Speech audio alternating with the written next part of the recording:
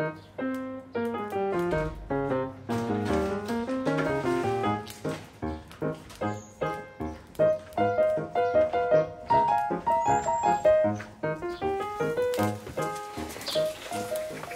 was soll denn das jetzt?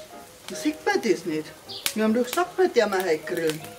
Ich hab gesagt, ich tue grillen. Ja. Und du riechst dabei einen Salat her und machst alles so schön. Mein Gott, der Salat steht da, der ist auch schon angemacht, das Baguette ist im Ofen, der Tisch ist dick, alles fertig.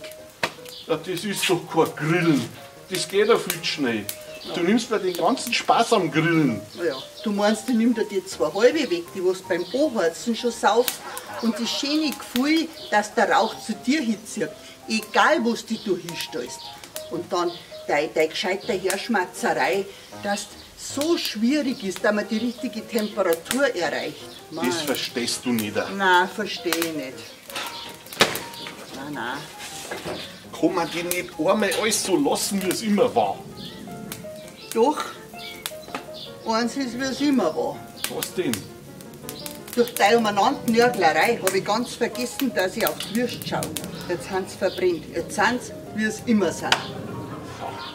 Und nur was ist, wie es immer war. Egal was ist, immer bin ich schuld. Ach, willst du es noch einsägst?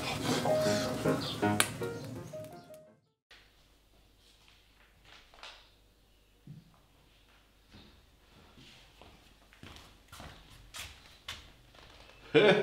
Was ist da los? Willst du wieder ein bisschen mehr Grün im Wohnzimmer haben, hä?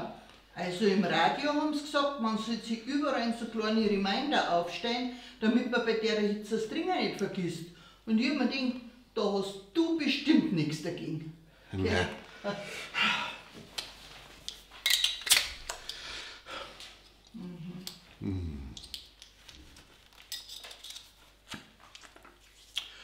Ja.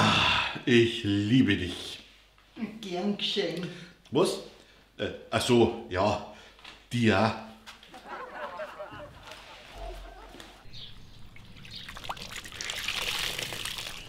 Hä? Was machst denn du da? Ja, Wäschwaschen, siehst doch. Ja, warum denn das jetzt? Ja, weil bei den T-Shirts ist gestanden, bei 30 Grad waschen. Und? Ja, 30 Grad haben wir heute. Da, trink einmal. Ich glaub, du bist ganz schön im Unterbier.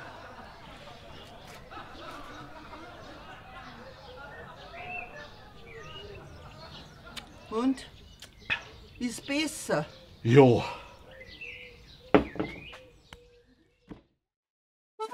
Bayern Comedy wird unterstützt durch die private Landbrauerei Schönrau.